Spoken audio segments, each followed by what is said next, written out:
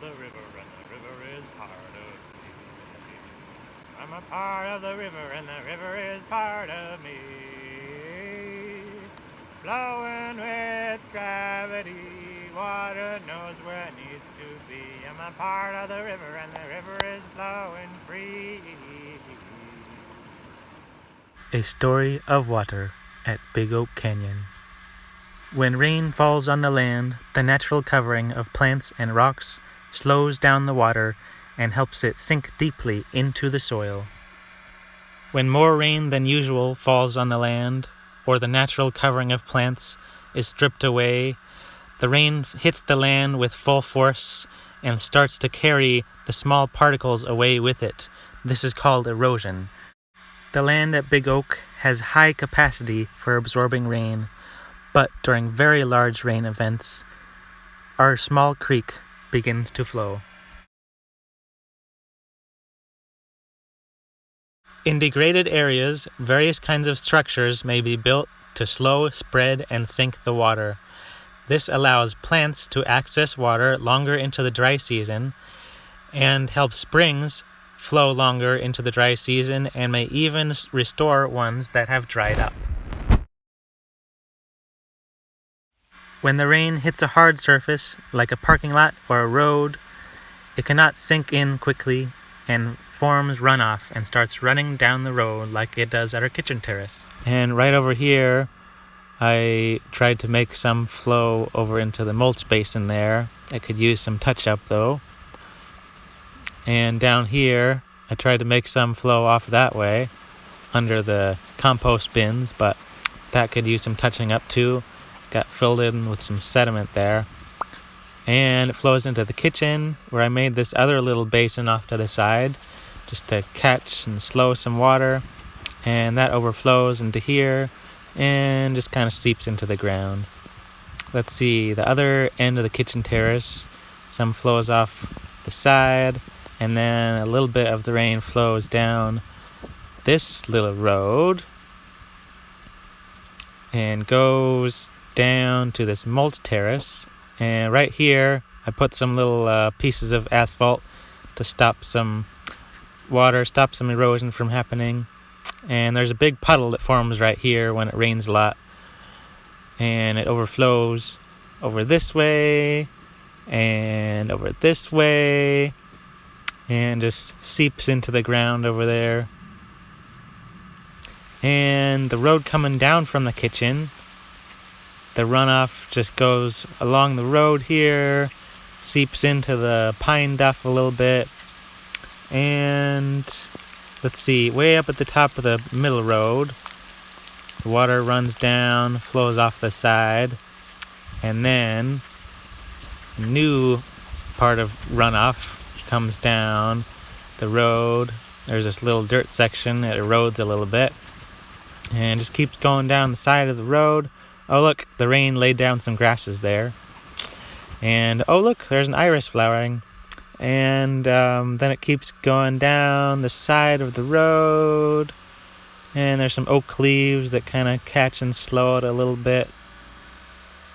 And then here's the intersection of the roads where it flows right down the middle and across to the other side of the road here. And there's some little basins that I made here. Looks like they're getting blocked off by some sediment. I'll have to do some work on that. Let's see what I can do. Yeah, here, I'll just fix this up a little bit. Make the water flow into those little basins again. Just some small, easy solutions I'm working with right here.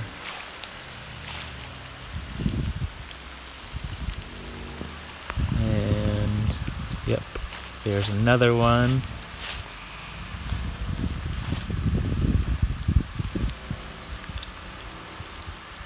And let's see, I think there was one more up this way.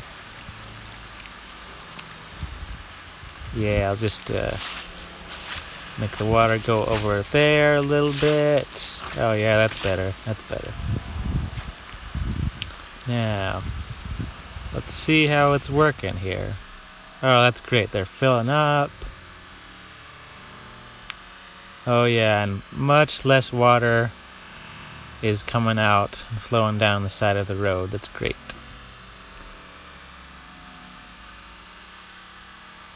And here's the road that goes down to the helipad here. The water flows along the side, goes under that UTV there, and I made this basin here to catch some of the flow. There's a little mound on the side of it too. There's these little mounds inside where I planted some willow seedlings, and there's some water coming from the other side of the helipad here, and it all flows right across here. And there's another little basin that I made here to catch a little bit more, and then flows down here. Did some simple little rock steps, some sandbag steps as well. Those will need to be replaced at some point. And then it just goes, sinks in down here somewhere, except when it's super heavy rain.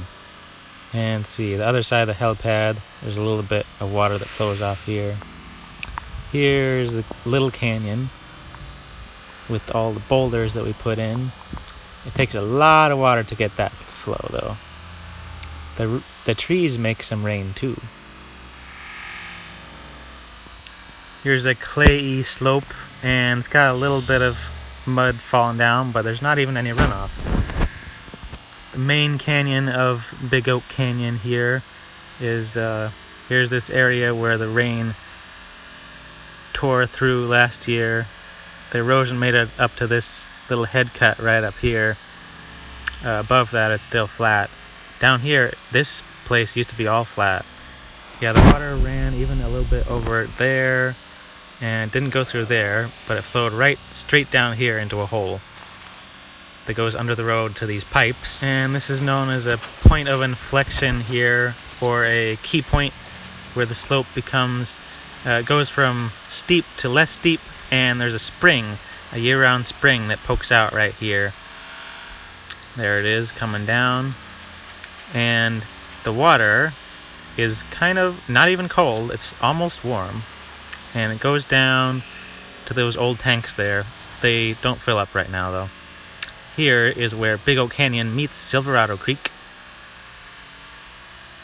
And it's pretty good flow right now. Here's a kind of a pool that's year-round. Some runoff that comes off a road from the neighbor's land here and flows across Silverado Canyon Road, and it causes this big erosion gully right here. There's a nasty head cut right here. I tried to make some little places to divert the water a little bit so it has more places to flow and doesn't concentrate in this one spot. And let's see, the county goes through and just fills in the gully with sediment, and of course it just erodes again. I started making some little rock structures, did this one with a volunteer, flows off pretty well right there, but it's still kind of muddy going down into the creek here. There's some places where the water seeps down into the creek, and there's this kind of natural concrete sort of stuff because the water is super mineral-y. Farther up Big Oak Canyon, there's an upper spring that we have, and we have a pipe that flows down the canyon and goes up here through this pipe into our storage tank. And this supplies all our water. We're off-grid here.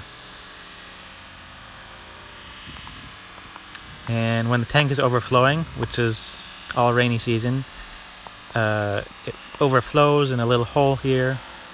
And you can see it's super rusty. The water has a lot of iron in there. And oh look, sometimes the spring water just gushes through the pipe and makes it move like that. And right down here, there's the pipes and valves that come out and go down to our spigots and sinks. And there you have it, the story of the water, the rain, and the rivers at Big Oak Canyon.